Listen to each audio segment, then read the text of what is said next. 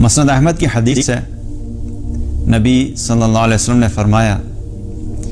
من شہد ان لا الہ الا اللہ مخلصا من قلبہ دخل الجنہ، جس شخص نے بھی خلوص دل سے یہ گواہی دی کہ اللہ کے سوا کوئی اور معبود برحق نہیں ہے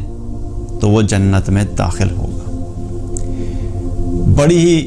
موٹیویٹ کرنے والی حدیث، اور اکثر ہم جب اس حدیث کو سنتے ہیں تو فوراً ہماری آنکھوں کے سامنے ہماری جنت کے سرٹیفکیٹ گھومنا شروع ہو جاتے ہیں، کیونکہ ہم میں سے جو بھی مسلمان ہیں وہ اس کے اسلام میں آنے کی جو پہلی شرط ہے وہ یہی ہے کلمہ پڑھنا، لا الہ الا اللہ محمد الرسول اللہ صلی اللہ علیہ وسلم، اشہد ان لا الہ الا اللہ و اشہد ان محمد عبدہ و رسولہ۔ تو یہ تو مسلمان ہونے کی پہلی شرط ہے کلمہ پڑھنا، اور اس میں بھی کیا پتہ لگتا ہے اس حدیث سے بھی کہ جس شخص نے یہ گواہی دی کہ اللہ کے سوا کوئی اور معبود برحق نہیں ہے تو وہ جنت میں داخل ہوگا۔ اب اس حدیث میں جو الفاظ ہیں وہ تو لگتا ہے کہ بس اس کا مطلب ہے کہ جی ہم نے سب نے کلمہ پڑھا ہوا ہے تو انشاءاللہ سیدھے جنت میں جائیں گے۔ دو چیزیں اس میں سمجھنے والی ہیں۔ پہلی چیز یہ کہ ہر مسلمان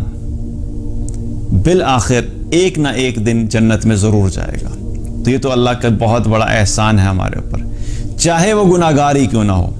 لیکن بالآخر ضرور جنت میں جائے گا۔ اگر گناہ کرنے والا ہے، اللہ کی نافرمانی کرنے والا ہے، شرک نہیں کیا، اس نے ہے مسلمان لیکن شرک نہیں کیا، یہ بڑی امپورٹنٹ چیز ہے۔ اس کی زندگی ایسی گزری جو شرک سے پاک تھی، لیکن اس کے علاوہ اس نے اپنی زندگی میں بڑے گناہ کیے، شراب پیتا رہا، چوری کی، زنا کیا، لوگوں کا مال کھایا، جو بھی بڑے گناہ ہیں، بڑے بڑے گناہ، اور اسی حال میں بغیر توبہ کے دنیا سے چلا گیا، تو اپنے ان گناہوں کی سزا اس کو ملے گی، ان گناہوں کی وجہ سے وہ جہنم میں جائے گا، اور جب اس کی سزا پوری ہو جائے گی تو پھر اللہ سبحانہ تعالیٰ اس کو ایک نہ ایک دن جہنم سے نکال کے جنت میں بھیج دیں گے، کیونکہ تھا وہ مسلمان۔ تو اس کلمے کا ایک تو بہت بڑا فائدہ یہ ہے کہ اگر عمل نہیں بھی ہوا تو الٹیمیٹلی ایک دن ضرور جنت میں جائے گا، لیکن یہ چیز کہ یہ سمجھنا ہے کہ نہیں صرف میں نے اب کلمہ پڑھا ہے اور میں نیک اعمال نہیں کروں گا اور میں گناہ کروں گا تو مرنے کے بعد سیدھا جنت میں جاؤں گا، تو یہ چیز اپنے ذہنوں سے میں نکال دینی چاہیے۔ دوسری بات کیا ہے، اس حدیث سے کیا پتہ لگتا ہے کہ اس حدیث میں آپ صلی اللہ علیہ وسلم نے ایک لفظ استعمال کیا کہ خلوص دل سے، صرف یہ نہیں کہا کہ جس نے صرف کلمہ پڑھ لیا، جس نے صرف یہ گواہی دی، بلکہ فرمایا خلوص دل سے، یعنی دل میں اس کے خلوص تھا، یقین تھا،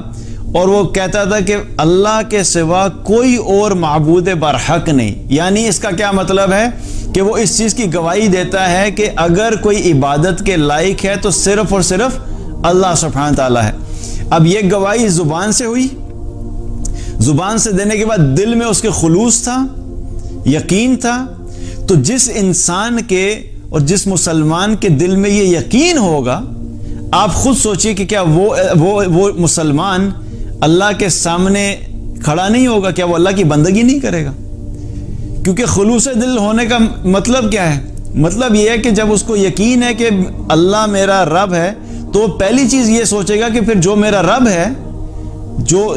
جو معبود ہے، اس نے مجھے کہا کیا ہے، اس نے مجھے دنیا میں بھیجا کیوں ہے، اس نے مجھ سے کیا کرنے کا حکم دیا ہے، اس نے مجھے کن چیزوں سے رکنے کا حکم دیا ہے۔ تو جس کے دل میں یہ یقین ہوگا تو پھر اس کی زندگی میں اطاعت بھی ہوگی، اور اگر دل میں یقین نہیں ہے اور خلوص نہیں، اور صرف زبان سے صرف لا الہ الا اللہ، لا الہ الا اللہ، لا الہ الا اللہ چلے جا رہا ہے، تو یہ ذکر کے اعتبار سے اس کا اجر تو مل جائے گا، لیکن اگر دل میں خلوص نہیں ہے اور یقین نہیں ہے تو آپ کی زندگی میں اس کا اثر نظر نہیں آئے گا۔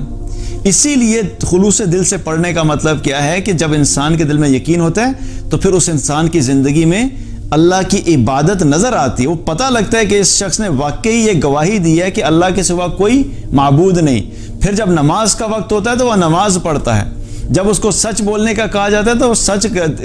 سچ بولتا ہے، جب اس سے جھوٹ سے رکنے کا کہا جاتا ہے تو جھوٹ سے رکتا ہے، جب اس کو پردہ کرنے کا کہا جاتا ہے تو پردہ کرتی ہے، جب اس کو گالیوں سے بچنے کا کہا جاتا ہے تو گالیوں سے بچتا ہے، جب اس کو شراب سے بچنے کا کہا جاتا ہے تو شراب سے بچتا ہے، جب اس کو زنا سے بچنے کا کہا جاتا ہے تو زنا سے بچتا ہے، کیونکہ سارے احکامات کہاں سے آ رہے ہیں؟ اللہ سبحانہ تعالیٰ کی طرف سے۔ جتنی بھی یہ احکامات ہیں کس نے دیے؟ اللہ نے دیے ہیں کہ کیا کرنا ہے اور کیا نہیں کرنا۔ اور جب دل میں خلوص ہوگا اور خلوص دل سے اس چیز کی گواہی دی ہوگی تو پھر انسان ان ساری چیزوں کو اپنی زندگی میں عمل بھی کرے گا کہ میں نے جب اللہ کو اپنا معبود مانا ہے تو پھر میں نے اللہ کی بھی ماننی ہے، اور پھر وہ اللہ کی ہر بات کو ماننے کی کوشش کرے گا کیونکہ اس کے دل میں یقین ہوگا۔ تو کیا ہے کہ اس کلمے کا سب سے بڑا فائدہ یہ ہے کہ ایک نہ ایک دن تو ضرور جنت میں داخل ہوگا، اور دوسری چیز کیا ہے کہ خلوص دل سے جب ہم اس کلمے کو پڑھیں گے تو ہماری زندگی میں اللہ کی اطاعت آئے گی، اور اللہ کی اطاعت بھی جو ہے ہمارے لیے آخرت میں نجات کا ذریعہ بھی بنے گی اور ہمارے لیے جنت میں جانے کا سبب بھی بنے گی۔ دین کی بات پھیلانا صدقہ جاریہ ہے، ثواب کی نیت سے ویڈیو کو شیئر ضرور کیجیے۔ جزاک اللہ۔